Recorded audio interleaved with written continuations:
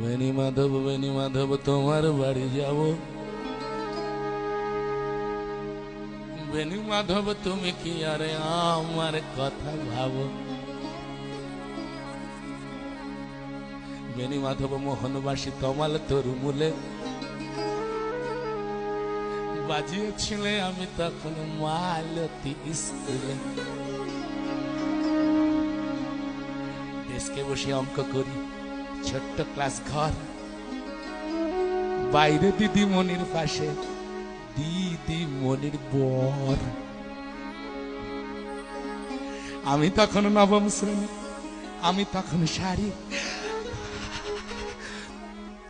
আলাপ হলো বেনি মাধব সুলেখাদের বাড়ি। বেনি মাধব লেখা পড়ায় ভালো, শহর থেকে বেড়াতে এলে আমার রং কালো।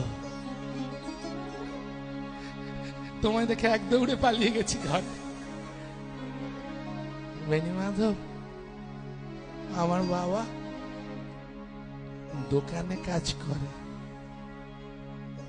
কুঞ্জে জলে কুঞ্জে তবু উঠেছে মঞ্জরি, সন্ধে বেলা পড়তে বসে অঙ্কে ভুল করি।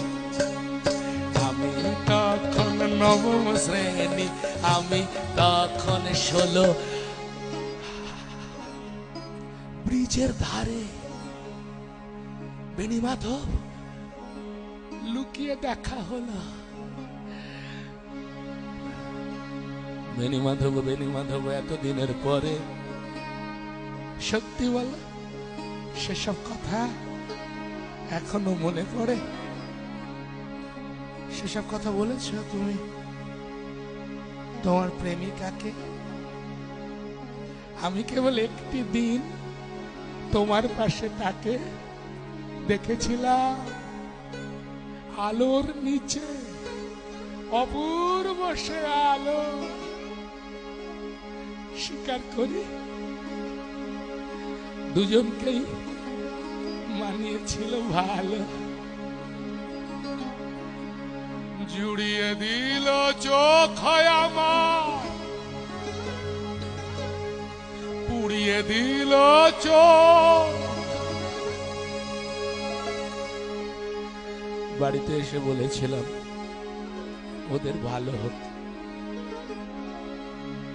রাতে এখন ঘুমোতে যাই একতলার ঘরে, মেঝের ওপর বিছানা পাতা, জ্যোৎস্না এসে পড়ে। আমার পরে যে বোন ছিল চোরাপথের মাকে মিলিয়ে গেছে, জানি না আজ কার সঙ্গে থাকে। আজ জুটেছে, কাল কি হবে, কালের ঘরে শনি। আমি এখন এই পাড়ায় সেলাই দিদিমণি। তবুও আগুন বেনি মাধব, আগুন জ্বলে।